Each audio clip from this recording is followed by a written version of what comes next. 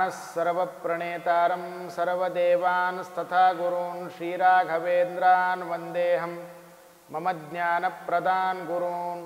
ಚೈತ್ರ ಮಾಸದಲ್ಲಿ ಇಡೀ ಪುರಾಣದಲ್ಲಿ, ಭವಿಷ್ಯೋತ್ತರ ಪುರಾಣದಲ್ಲಿ ನಮಗೆ ಸ್ನಾನದ ಮಹಾತ್ಮ್ಯವನ್ನು ತುಂಬ ವರ್ಣನೆಯನ್ನು ಮಾಡಿದ್ದಾರೆ.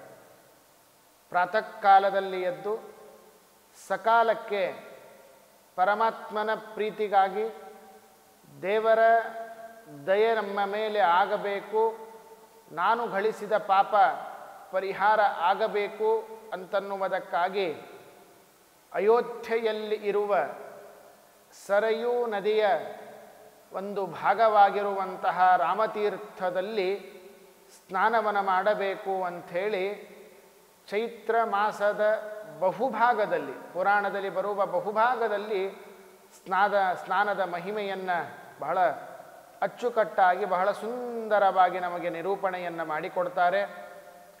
ಮಾಂಡವ್ಯ ಋಷಿಗಳು ರಾಜನಿಗೆ ಉಪದೇಶವನ್ನು ಮಾಡ್ತಾ ಇರುವಾಗ ಈ ಚೈತ್ರ ಮಾಸದ ಸ್ನಾನದ ಪ್ರಾರಂಭವನ್ನು ಮಾಡುವುದು ಫಾಲ್ಗುಣಾಯಾಶ್ಚ ಮಾಸಸ್ಯ ಯಾ ಶುಕ್ಲಾ ದಶಮೀ ತಿಥಿ ತಸ್ಯಾಂ ಕುರ್ಯಾಶ್ಚ ಸಂಕಲ್ಪಂ ಯಾವತ್ಸಾ ದಶಮೀ ಮಥೋಹೋ. ಫಾಲ್ಗುಣ ಮಾಸದಲ್ಲೇನೆ ಶುದ್ಧ ನವಮಿ ದಶಮಿ ದಿವಸನೇ ಇದರ ಸಂಕಲ್ಪವನ್ನು ಮಾಡಿ ಚೈತ್ರ ಮಾಸದ ಸ್ನಾನವನ್ನು ಮಾಡಬೇಕು ಅಂತ ಬಹಳ ಸುಂದರವಾಗಿ ನಮಗೆ ಪುರಾಣ ತಿಳಿಸ್ತಾ ಇದೆ. ಅಷ್ಟೇ ಅಲ್ಲದೇನೆ ಮಾಡುವ ಮಲಮೂತ್ರ ವಿಸರ್ಜನೆಯನ್ನು ಮುಗಿಸಿ ಆದ ಮೇಲೆ ಇವತ್ತಿನ ಕಾಲದಲ್ಲಿ ನಾವು ಸಾಬೂನೋ ಅಥವಾ ಯಾವುದೋ ಒಂದು ವಾಸನೆ ಇರುವ ವಸ್ತುವನ್ನು ತೆಗೆದುಕೊಂಡು ಕೈಯನ್ನು ಅಚ್ಚುಕಟ್ಟಾಗಿ ಸುಂದರವಾಗಿ ತೊಳೆದುಕೊಳ್ತೇವೆ. ಅದು ಕೈಯೇನೋ ಶುದ್ಧ ಆಯಿತು, ಕೈಯೇನೋ ಸ್ವಚ್ಛ ಆಯಿತು, ನನ್ನ ಕೈಗೆ ಅಂಟಿಕೊಂಡಿರುವ ಅದಕ್ಕೆ ವಾಸನೆ ಇರುವಂತಹ ದುರ್ಗಂಧ ಹೊರಟೋಯ್ತು. ಆದರೆ ಶಾಸ್ತ್ರ ತಿಳಿಸುವಂಥದ್ದು, ಚೈತ್ರ ಮಾಸದ ಮಹಾತ್ಮ್ಯ ಭವಿಷ್ಯೋತ್ತರ ಪುರಾಣ ತಿಳಿಸುವಂಥದ್ದು ನಮಗೆ ಆ ಸ್ವಚ್ಛ ಆಗುವುದರ ಜೊತೆಗೆ ಶುದ್ಧತೆ ಬೇಕು. ಸ್ವಚ್ಛ ಬೇರೆ, ಶುದ್ಧ ಬೇರೆ. ಆ ಶುದ್ಧ ಅಂತನ್ನುವುದು ನಮ್ಮ ದೇಹ ಶುದ್ಧ ಆಗುವುದು, ನಮ್ಮ ಕೈ ಶುದ್ಧ ಆಗುವುದು ನಾವು ಮೃತ್ತಿಕಾ ಶೌಚವನ್ನು ಮಾಡಿಕೊಂಡಾಗ. ಪರಿಶುದ್ಧವಾದ ಮೃತ್ತಿಕೆ ಅಂದರೆ ಮಣ್ಣು. ಆ ಮಣ್ಣನ್ನು ಹಚ್ಚಿ ಕೈಯನ್ನು ಉಜ್ಜಿಕೊಂಡಾಗ ಅದು ಅತ್ಯಂತ ಉತ್ತಮವಾಗಿರುವಂತಹ ಶುದ್ಧವಾಗುತ್ತೆ. ನಾವು ಮಾಡುವ ಕೆಲಸಗಳಿಗೆ ಎಲ್ಲವೂ ಕೂಡ ಪ್ರಶಸ್ತವಾಗುತ್ತೆ. ಕರ್ಮಗಳ ಮಾಡುವುದಕ್ಕಾಗಿ ಕೈ ಪವಿತ್ರವಾಗತ್ತೆ ಅಂತನ್ನೋದನ್ನು ನಾವು ತಿಳಿದುಕೊಳ್ಳಬೇಕಾಗಿರುವಂಥದ್ದು. ಈ ಮಾಸದ ಮಹಾತ್ಮ್ಯವನ್ನು ಹೇಳುವಾಗ ಬೇರೆ ಬೇರೆ ವಿಷಯಗಳನ್ನು ನಮಗೆ ಪುರಾಣ ತಿಳಿಸಿಕೊಡುತ್ತೆ, ಬಹಳ ಸುಂದರವಾಗಿರುವಂಥದ್ದು. ನಾವು ಅಲ್ಲಿ ಬೇರೆ ಕಡೆಗೆ ಅನೇಕ ಕಡೆಗೆ ಕೇಳಿರ್ತೇವೆ, ಒಂದ ದೇವತೆಗಳಿಗೆ ಬಳಿಸಬಾರದು, ಹೂವನ್ನು ಏರಿಸಬಾರದು ಅಂತನ್ನುವುದನ್ನು. ಅದನ್ನು ಬಹಳ ಸುಂದರವಾಗಿ ಈ ಚೈತ್ರ ಮಾಸದ ಮಹಾತ್ಮ್ಯದಲ್ಲಿ ನಮಗೆ ತಿಳಿಸಿಕೊಡ್ತಾರೆ. ಜಪಾ ಹೂವು ಅಂಥೇಳಿ, ಆ ಜಪಾ ಹೂವ ಕೋಲ ಮಲ್ಲಿಗೆ ಅಂತನ್ನುವಂಥದ್ದು, ಆಮೇಲೆ ಸೂಜು ಮಲ್ಲಿಗೆ, ಕೇದಿಗೆ, ಈ ಹೂವುಗಳಿಂದ ರುದ್ರದೇವರನ್ನು ಪೂಜಿಸಬಾರದು. ರುದ್ರದೇವರಿಗೆ ಅದನ್ನು ಸರ್ವಥಾ ಸಮರ್ಪಣೆಯನ್ನು ಮಾಡಬಾರದು. ಯಾರು ಸಂಪತ್ತನ್ನು ಬಯಸ್ತಾರೋ, ರುದ್ರದೇವರ ಹತ್ತಿರ ಮನಸ್ಸಿಗೆ ನಮಗೆ ಶುದ್ಧವಾದ ಅಂತಃಕರಣ ಮನಸ್ಸು ಇರುವುದಾಗಲಿ ಅಂತಂದ್ಕೊಳ್ತಾರೋ ಅವರಿಗೆ ಪ್ರೀತವಾಗಿರುವಂತಹ ಬಿಲ್ವ ಪತ್ರದಿಂದಲೇ ಮಹರುದ್ರದೇವರ ಆರಾಧನೆ ಆಗಬೇಕು, ಅವರನ್ನು ಪೂಜಿಸಬೇಕು. ಎಂದೆಂದಿಗೂ ಕೂಡ ತುಳಸಿ ದಳದಿಂದಾಗಿ ನಾವು ಗಣಪತಿ ದೇವರ ಪೂಜೆ ಮಾಡುವಂತೆ ಇಲ್ಲ. ಗಣಪತಿ ದೇವರಿಗೆ ಪೂಜೆ ಮಾಡಬೇಕು ಅಂತಂದರೆ ರಕ್ತಾಂಬರೋ ರಕ್ತತನು ರಕ್ತ ಮಾಲ್ಯಾನುಲೇಪನಃ. ಗಣಪತಿ ದೇವರಿಗೆ ಕೆಂಪು ತುಂಬ ಇಷ್ಟ. ಕೆಂಪು ಮಲ್ಲಿಗೆಯ ಹೂಗಳನ್ನೇರಿಸಿ ಆ ಗಣಪತಿ ದೇವರಿಗೆ ಪ್ರಾರ್ಥನೆ ಪೂಜೆ ಮಾಡಬೇಕಾದದ್ದು ನನ್ನ ಕರ್ತವ್ಯ. ತುಳಸಿ ಏರಿಸುವ ಹಾಗೆ ಇಲ್ಲ, ಅದು ಅವರಿಗೆ ನಿಷಿದ್ಧ ಅಂತ ನಮಗೆ ಈ ಪುರಾಣ ಭವಿಷ್ಯೋತ್ತರ ಪುರಾಣ ತಿಳಿಸ್ತಾ ಇದೆ. ಜೊತೆಗೆ ದುರ್ವ, ಈ ದೂರ್ವ ಅಂತನ್ನುವುದು ಗಣಪತಿ ದೇವರಿಗೆ ತುಂಬ ಪ್ರಿಯವಾದದ್ದು. ಅವರಿಗೆ 21 ದೂರ್ವೆಯಿಂದ ಗಣಪತಿ ದೇವರನ್ನು ಪೂಜೆಯನ್ನು ಮಾಡಬೇಕು. ಆದರೆ ಎಂದೆಂದಿಗೂ ದೂರ್ವಾವನ್ನು ತೆಗೆದುಕೊಂಡು ದುರ್ಗಾದೇವಿಯ ಪೂಜೆಯನ್ನು ಸಲ್ಲಿಸುವ ಹಾಗೆ ಇಲ್ಲ ಅಂತನ್ನುವುದನ್ನು ತಿಳಿದುಕೊಂಡು ಇನ್ನೊಂದು ಹೂ ಇದೆ, ಅದಕ್ಕೆ ಚೋಗಚೆ ಹೂ ಅಂತ ಕರೀತಾರೆ ಅಥವಾ ಮುನಿ ಹೂ ಅಂತ ಕರೀತಾರೆ. ಆ ಮುನಿ ಹೂ ಏನಿದೆ ಅದನ್ನು ತೆಗೆದುಕೊಂಡು ಸೂರ್ಯನನ್ನು ಪೂಜೆ ಮಾಡುವಂತಿಲ್ಲ. ರಥಸಪ್ತಮಿ ಎಂದು ಸೂರ್ಯನ ಪೂಜೆ ಮಾಡ್ತೇವೆ. ಆ ಪೂಜೆಯನ್ನು ಮಾಡುವಾಗ ಈ ಮುನಿ ಹೂವಿನಿಂದ ಸೂರ್ಯದೇವರ ಪೂಜೆಯನ್ನು ಸರ್ವಥಾ ನಾವು ಮಾಡಬಾರದು ಅಂತನ್ನುವುದನ್ನು ತಿಳಿದುಕೊಳ್ಳಬೇಕು. ಇನ್ನು ಗಿರಿಜಾ ಹೂವು, ಅರ್ಕಜ ಹೂ ಅಂದರೆ ಎಕ್ಕಿ ಗಿಡದ ಹೂಗಳನ್ನು, ಇನ್ನು ಬೇರೆ ಬೇರೆ ಹೂಗಳಿದೆ, ಅನೇಕ ಹೂಗಳಿಂದಾಗಿ ನಿಷಿದ್ಧವಾದ ಹೂವುಗಳಿಂದಾಗಿ ವಿಷ್ಣುವಿನ ಪೂಜೆಯನ್ನು ಮಾಡಬಾರದು ಅಂತನ್ನುವುದನ್ನು ನಮಗೆ ಈ ಪುರಾಣ ಚೈತ್ರ ಮಾಸದ ಮಹಾತ್ಮ್ಯದಲ್ಲಿ ನಮಗೆ ತಿಳಿಸಿಕೊಡ್ತಾ ಇದ್ದಾರೆ. ಅಷ್ಟೇ ಅಲ್ಲದೇನೆ ಅದನ್ನು ತಿಳಿದುಕೊಂಡು ಅದಕ್ಕೆ ಅನುಗುಣವಾಗಿ ನಾವೆಲ್ಲರೂ ನಮ್ಮ ವರ್ತನೆಯನ್ನು ನಾವು ಮಾನಸಿಕವಾದ ಅಥವಾ ಏನು ಶುದ್ಧವಾದ ಹೂವುಗಳನ್ನು ತಿಳಿದುಕೊಂಡು ಆಯಾ ದೇವತೆಗಳಿಗೆ ಯಾವುದು ಯೋಗ್ಯವಾದದ್ದೋ ವಿಹಿತವಾದದ್ದೋ ಅದೇ ಹೂವುಗಳಿಂದ ಆ ದೇವತೆಗಳನ್ನು ಪೂಜೆಯನ್ನು ಮಾಡಬೇಕಾಗಿರುವಂಥದ್ದು ನನ್ನ ಕರ್ತವ್ಯ. ಜೊತೆಗೆ ಇವತ್ತಿನ ದಿವಸ ಎಲ್ಲ ಕಡೆಗೆ ನಾವು ಹೋಗ್ತೇವೆ. ಒಂದೊಂದು ದೇಶದಲ್ಲಿ, ಒಂದೊಂದು ಸಮಯದಲ್ಲಿ, ಒಂದೊಂದು ಸ್ಥಳದಲ್ಲಿ ಒಂದೊಂದು ವಿಧವಾಗಿರುವಂತಹ ಒಂದು ಆಹಾರದ ಅಥವಾ ಒಂದು ಡ್ರೆಸ್ ಕೋಡ್ ಅಂತನ್ನೋದಿರುತ್ತೆ. ಈ ದೇಶಕ್ಕೆ ಹೋಗುವಾಗ ಅಥವಾ ಈ ಪ್ರಾಂತಕ್ಕೆ ಹೋಗುವಾಗ ನಾನು ಹೀಗೆ ಹೋಗಬೇಕು, ಅಥವಾ ಬರೀ ದೇಶ ಅಲ್ಲ, ಸಮಯಕ್ಕೆ ಮದುವೆಗೆ ಹೋಗ್ತಾ ಇರಬೇಕಾದಾಗ ಅತ್ಯಂತ ಚೆನ್ನಾಗಿರುವ ರೇಷ್ಮೆ ವಸ್ತ್ರವನ್ನೇ ಚೆನ್ನಾಗಿರೋದನ್ನು ಹಾಕ್ಕೊಂಡು ಹೋಗ್ತೇವೆ. ಅದೇ ಯಾರೋ ಮರಣವನ್ನು ಹೊಂದಿದ ಸ್ಥಳಕ್ಕೆ ಹೋಗುವಾಗ ಬಿಳಿ ಬಟ್ಟೆಯನ್ನು ಹಾಕ್ಕೊಂಡು ಹೋಗ್ತೇವೆ. ಹೇಗೆ ದೇಶಕ್ಕೆ ಅಥವಾ ಕಾಲಕ್ಕೆ ಬೇರೆ ಬೇರೆ ವಸ್ತ್ರಗಳು ಕೂಡ ನಮ್ಮಲ್ಲಿ ಬದಲಾವಣೆ ಆಗ್ತದೆ. ಸಮಯಕ್ಕೆ ತಕ್ಕಂತೆ ವಸ್ತುವನ್ನು ನಾನು ಬದಲಾವಣೆ ಮಾಡ್ಕೋತೇನೆ. ಆದರೆ ವೇಷ ಹೇಗಾದರೂ ಇರಬಹುದು. ಅದರಲ್ಲಿ ವಿಶೇಷವಾಗಿ ಭಾರತೀಯ ವೇಷದಿಂದಾಗಿ ದೇವರ ಪೂಜೆಯನ್ನು ಮಾಡುವಾಗ ನಾವು ಮುಖ್ಯವಾಗಿ ಊರ್ಧ್ವಪುಂಡ್ರವನ್ನು ಧಾರಣೆ ಮಾಡಬೇಕು.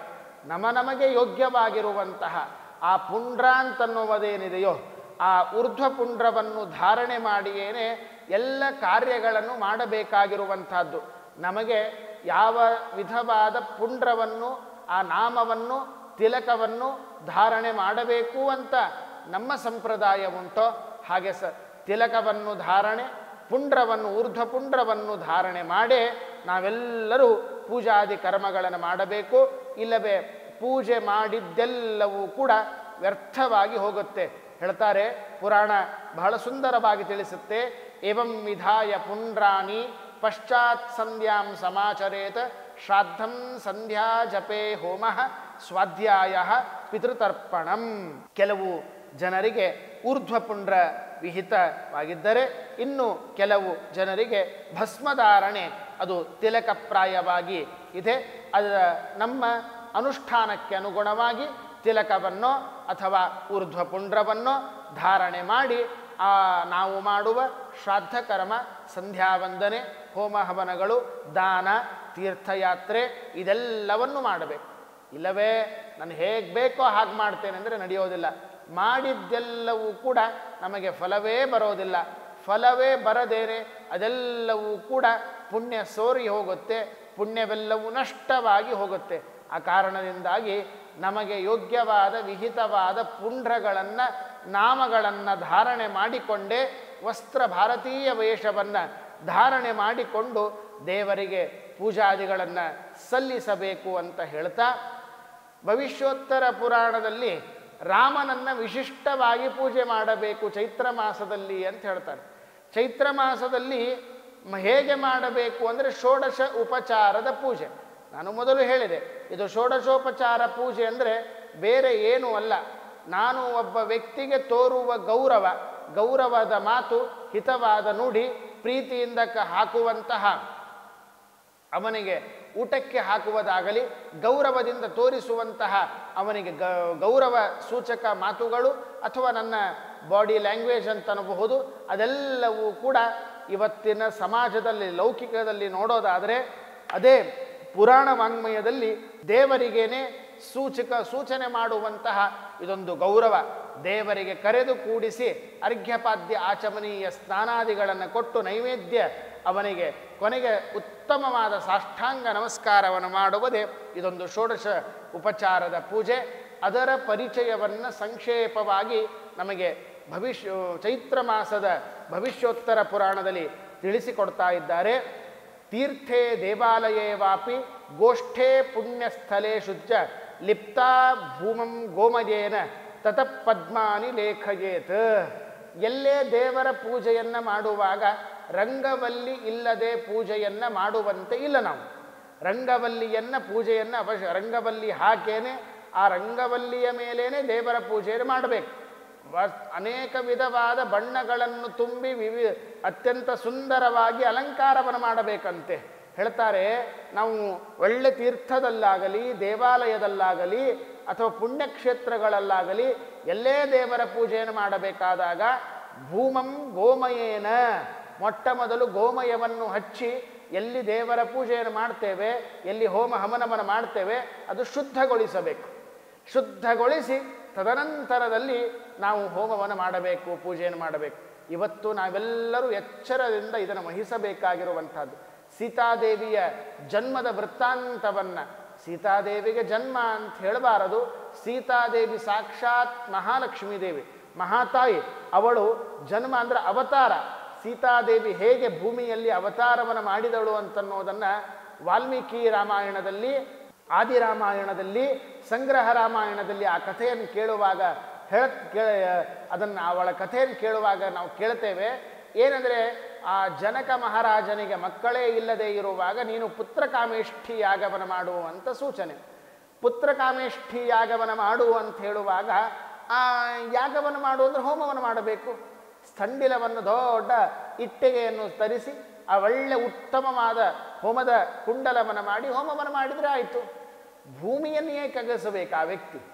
ಜನಕ ಮಹಾರಾಜ ಹೋಮವನ್ನು ಮಾಡು ಅಂದರೆ ಭೂಮಿಯನ್ನು ಅಗಿಸ್ತಾ ಇದ್ದಾನೆ ಏನೋ, ಮನೆ ಕಟ್ಟಿಸುವುದಕ್ಕೆ ಪಾಯ ಹಾಕಿಸ್ತಾ ಇದ್ದಾನೇನೋ ಅಲ್ಲ. ಯಾವುದೇ ಒಂದು ಭೂಮಿಯನ್ನು ಹೋಮವನ್ನು ಮಾಡ್ತಾ ಇರಬೇಕಾದಾಗ ಭೂಮಿಯ ಇಷ್ಟು ಭಾಗದಲ್ಲಿ ಅಶುದ್ಧವಾದ ಅತೀ ಅಪವಿತ್ರವಾದ ಯಾವ ವಸ್ತುಗಳೂ ಇರಬಾರದು. ಅಂತಹ ಪರಿಶುದ್ಧವಾದ ಸ್ಥಳದಲ್ಲಿ ಹೋಮ ಹವನವನ್ನು ಮಾಡಬೇಕು ಅಂತ ಶಾಸ್ತ್ರ ತಿಳಿಸುವಂತಹ ಮಾತು. ಅದನ್ನು ತಿಳಿದುಕೊಂಡ ಜನಕ ಮಹಾರಾಜರು ಭೂಮಿಯನ್ನು ಅಗಿರಿ. ಅಲ್ಲಿ ಯಾವ ಅಪವಿತ್ರವಾದ ಎಲುಬುಗಳಾಗಲಿ, ಮಾಂಸಗಳಾಗಲಿ, ಯಾರದೋ ದೇಹಗಳಾಗಲಿ ಅಥವಾ ಕೂದಲು, ಇದೆಲ್ಲ ಅಪವಿತ್ರ ತಮ್ಮ ವಸ್ತುಗಳು, ಅದು ಯಾವುದೂ ಇರಬಾರದು.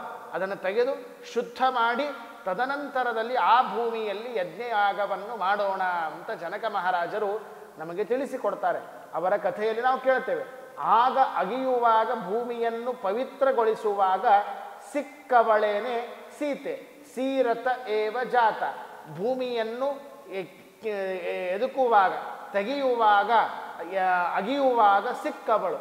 ಆದ್ದರಿಂದಾಗಿ ಸೀತಾ ಅಂತ ಆ ತಾಯಿಗೆ, ಮಹಾಲಕ್ಷ್ಮೀ ದೇವಿಗೆ ಹೆಸರು ಇದ್ದದ್ದನ್ನು ವಾಲ್ಮೀಕಿ ರಾಮಾಯಣದಲ್ಲಿ ನಾವು ಕಾಣ್ತೇವೆ. ನಾವು ಈ ಕಥೆಯನ್ನು, ಪ್ರಸಿದ್ಧವಾದ ಕಥೆ ಇದು, ನಮ್ಮೆಲ್ಲರಿಗೂ ತಿಳಿದ ಕಥೆ. ಆದರೆ ಈ ಕಥೆಯಿಂದ ತಿಳಿದುಕೊಳ್ಳಬೇಕಾದ ಸಂದೇಶ ಇಷ್ಟೇ, ಬೇರೆ ಏನೂ ಅಲ್ಲ. ನಾನು ಮಾಡುವಂತಹ ಯಜ್ಞಯಾಗವನ್ನು ಮಾಡುವ ಶುದ್ಧವಾಗಿರಬೇಕು ಸ್ಥಳ. ಅಶುದ್ಧವಾದ ಸ್ಥಳದಲ್ಲಿ ನಾವು ಮಾಡಬಾರದು. ಅದಕ್ಕಾಗಿ ಎಲ್ಲೇ ಪೂಜೆಯನ್ನು ಮಾಡಲಿ, ಎಲ್ಲೇ ವ್ರತ ನಿಯಮವನ್ನು ಮಾಡಲಿ, ಎಲ್ಲೇ ಅದ್ಭುತವಾಗಿರತಕ್ಕಂತಹ ಒಂದು ಸೇವೆಯನ್ನು ಮಾಡುವಂಥವನಾಗಲಿ, ಆ ಸಂದರ್ಭದಲ್ಲಿ ನಾವು ಆ ಸ್ಥಳವನ್ನು ಪರಿಶುದ್ಧಗೊಳಿಸಬೇಕು. ಮೊದಲು ಕನಿಷ್ಠ ಪಕ್ಷ ಅಗಿದು ನೋಡೋ ಕಾರಣ ಈ ಕಾಲದಲ್ಲಿ ತುಂಬ ಕಷ್ಟ. ಮನೆ ಕಟ್ಟೋದೇನೆ ಒಂದು ಸರ್ತೆ ಜೀವನದಲ್ಲಿ ಗಾದೆ ಮಾತಿದೆ ಕನ್ನಡದಲ್ಲಿ, ಮನೆ ಕಟ್ಟಿ ನೋಡು ಮತ್ತು ಮದುವೆ ಮಾಡಿ ನೋಡು ಅಂತಂತ ಹೇಳಿ. ಆ ಒಂದು ಸರ್ತೆ ಮನೆ ಕಟ್ಟೋದರಲ್ಲೇನೆ ಮನುಷ್ಯ ಶತಾಯ ಗತಾಯ ತುಂಬ ಕಷ್ಟಪಟ್ಟು ತಾನು 60-70 ವರ್ಷ ದುಡಿದ್ರೂ ಲೋನ್ ತೀರದೇ ಇದ್ದಷ್ಟು ಲೋನ್ ಮಾಡಿಬಿಟ್ಟು ಮನೆ ಕಟ್ತಾ ಇರ್ತಾನೆ. ಹಂತರದಲ್ಲಿ ಪ್ರತಿ ವರ್ಷ ಇವನು ಭೂಮಿ ಅಗದು ಆಮೇಲೆ ಹೋಮ ಮಾಡೋದ್ರೆ ತುಂಬ ಕಷ್ಟ. ಬೇಡ, ಕನಿಷ್ಠ ಪಕ್ಷ ಮಾಡುವ ಪರಿಸರ ಏನಿದೆ ಆ ನೆಲವನ್ನಾದರೂ ಗೋಮಯದಿಂದ ಸಾರಿಸಿ ಅದನ್ನು ಶುದ್ಧಗೊಳಿಸಿ ಹೋಮ ಮಾಡುವ ಪೂಜೆಗೊಳಿಸುವ ಪದಾರ್ಥಗಳ ಮೇಲೆ ಕೂದಲು, ಹೊಲಸು, ಧೂಳ ಬೀಳದೇ ಇದ್ದಂತೆ ಗಮನಿಸಬೇಕಾದದ್ದು ನನ್ನ ಕರ್ತವ್ಯ. ಆ ಜನಕ ಮಹಾರಾಜರು ಮಾಡುವ ಆ ಪೂಜೆ ಯಜ್ಞದಿಂದ ನಾವು ತಿಳಿದುಕೊಳ್ಳಬೇಕಾದದ್ದಷ್ಟು ಸಂದೇಶ. ಇವತ್ತು ನೋಡ್ತಾ ಇರ್ತೇವೆ, ಅಲ್ಲಿ ಇಲ್ಲಿ ಪೂಜೆಯನ್ನು ಮಾಡ್ತಾ ಇರ್ತೇವೆ, ಎಲ್ಲ ಬಿಟ್ಟು ಮನೆಯಲ್ಲಿರೋ ಕೂದಲು ಎಲ್ಲವೂ ಅದರ ಮೇಲೆ ಹಾರಿ ಬರ್ತಾ ಇರುತ್ತೆ. ಆದಷ್ಟು ಪೂಜೆಗೆ ಬಳಸುವ ಸಾಮಗ್ರಿಗಳು, ದೇವರ ಹೋಮಕ್ಕೆ ಬಳಸುವ ಸಾಮಗ್ರಿಗಳು ಪರಿಶುದ್ಧವಾಗಿ, ಕೂದಲು ಅಥವಾ ಅಶುದ್ಧವಾದ ವಸ್ತುಗಳಾಗಲಿ ಅದರ ಮೇಲೆ ಬರದೇ ಇದ್ದಂತೆ ಗಮನಿಸಬೇಕಾದದ್ದು ನಮ್ಮೆಲ್ಲರ ಕರ್ತವ್ಯ ಅಂತನ್ನೋದನ್ನು ಈ ಷೋಡಶ ಉಪಚಾರ ಪೂಜೆಯನ್ನು ಶುದ್ಧಗೊಳಿಸಬೇಕಾದಾಗ ಇದನ್ನು ನಾವು ಮೊಟ್ಟ ಮೊದಲು ಇದನ್ನು ಗಮನಿಸಬೇಕು. ಅದನ್ನು ಇಲ್ಲಿ ಹೇಳ್ತಾರೆ, ಭೂಮಂ ಗೋಮಯೇನ ಚ ಪದ್ಮಾನಿ ಲೇಖಯೇತ. ಎಲ್ಲಿ ಪೂಜೆ ಮಾಡ್ತೀರೋ ಅದನ್ನು ಮೊದಲು ಶುದ್ಧಗೊಳಿಸು. ಶುದ್ಧ ಅಂದರೆ ಇವತ್ತೇನು ತಿಳ್ಕೊಂಡಿದ್ದೀವಿ ನಾವು, ಫಿನೈಲ್ ಹಾಕಿಬಿಟ್ಟು ಒರೆಸಿಬಿಟ್ರೆ ಸಾಕು, ಶುದ್ಧ ಆಯಿತು, ಅದು ಸ್ವಚ್ಛ ಆಯಿತು. ಶುದ್ಧ ಅದು ಅಂತ ಆಗಬೇಕಾದರೆ ಅದಕ್ಕೆ ಪಂಚಗವ್ಯದಿಂದಲೇ, ಅರ್ಥಾತ್ ಗೋಮಯದಿಂದಲೇ ಹಾಕಿ, ನಾವು ಹಾಕುವುದೇನು ಸ್ವಲ್ಪ ಹಾಕಿದರೂ ಸಾಕು. ನೀರು ಬೆರೆಸಿದ ಆ ಗೋಮಯ ಬೆರೆಸಿದ ನೀರಿನಿಂದ ಹಚ್ಚಿದರೂ ಅದು ಪರಿಶುದ್ಧವಾಗುತ್ತೆ. ಇದೆ ಇವತ್ತು ಕೆಲವು ಪ್ರಾಂತದಲ್ಲಿ, ಕೆಲವು ಕಡೆಗೆ ದೇಶಗಳಲ್ಲಿ ಊಟ ಮಾಡಿದ ಸ್ಥಳ, ಅನ್ನವನ್ನು ಅಡಿಗೆ ಮಾಡಿ ಮುಸುರೆ ಅಂತ ಕರೀತಾರೆ ಅದಕ್ಕೆ. ಆ ಅನ್ನ ಊಟ ಮಾಡಿದ ಎಂಜಲು ಇರುವ ಸ್ಥಳಕ್ಕೆ ಅದಕ್ಕೆ ನೀರು ಹಚ್ಚೋದು ಅಂತ ಕರೀತಾರೆ. ಅದಕ್ಕೊಂದು ಶಬ್ದ ಇದೆ, ಗ್ವಾಮ ಹಚ್ಚೋದು ಅಂತ ಕರೀತಾರೆ ಕೆಲವು ಪ್ರಾಂತದಲ್ಲಿ. ಅದು ಗೋಮ ಹಚ್ಚೋದಲ್ಲ. ಗೋಮ ಹಚ್ಚೋದು, ಗ್ವಾಮ ಹಚ್ಚೋದು ಎರಡೂ ಶಬ್ದಗಳು ತಪ್ಪು ಶಬ್ದ. ಸರಿಯಾದ ಶಬ್ದ ಏನಂದರೆ ಗೋಮಯ ಹಚ್ಚುವಿಕೆ. ಗೋಮಯ ಹಚ್ಚೋದೇನು ಗೋಮ ಹಚ್ಚೋದು ಅಂತ ಅದನ್ನು ಪರಿವರ್ತನೆ ಮಾಡಿಬಿಟ್ಟಿದ್ದಾರೆ ಅಷ್ಟೇ. ಇವತ್ತು ನಿಜವಾಗಿ ಯಾವುದೇ ಒಂದು ಅಶುದ್ಧವಾದ ದೇಶವನ್ನು ಶುದ್ಧಗೊಳಿಸಬೇಕಾದದ್ದು ಗೋಮಯದಿಂದ ಬೆರೆಸಿದ ನೀರಿನಿಂದಲೇ ಹಚ್ಚಿದಾಗ, ಸಿಂಪಡಿಸಿದಾಗ, ಅದನ್ನು ಒರೆಸಿದಾಗ ಆಗ ಅದು ಶುದ್ಧವಾದ ಭೂಮಿಯಾಗತ್ತೆ. ಅದನ್ನು ಇಲ್ಲಿ ತಿಳಿಸ್ತಾ ಇದ್ದಾರೆ. ನೋಡಪ್ಪ, ನೀನು ಗೋಮಯದಿಂದ ಸಾರಿಸಿ ನಾನಾ ಬಣ್ಣಗಳು, ಬಿಳಿ, ಕೆಂಪು, ಹಳದಿ ಇತ್ಯಾದಿಯಾಗಿ ಇರುವಂತಹ ಬಣ್ಣಗಳಿಂದ ಸೇರಿಸಿದ ಪದ್ಮವನ್ನು ನೀನು ಹಾಕು.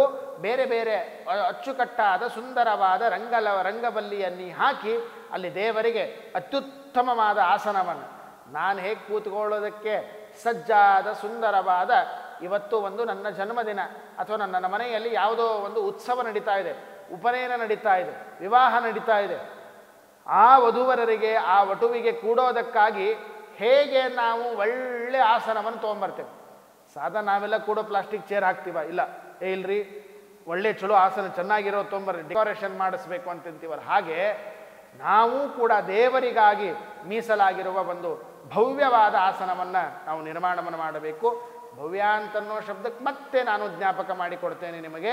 ನನ್ನ ಯೋಗ್ಯತೆಗೆ ಅನುಗುಣವಾಗಿ ಇದ್ದದ್ದರಲ್ಲಿಯೇ ನಾವು ಬಹುಸುಂದರವಾಗಿ ನಾವು ಮಾಡಬೇಕಾಗಿರುವಂಥದ್ದು.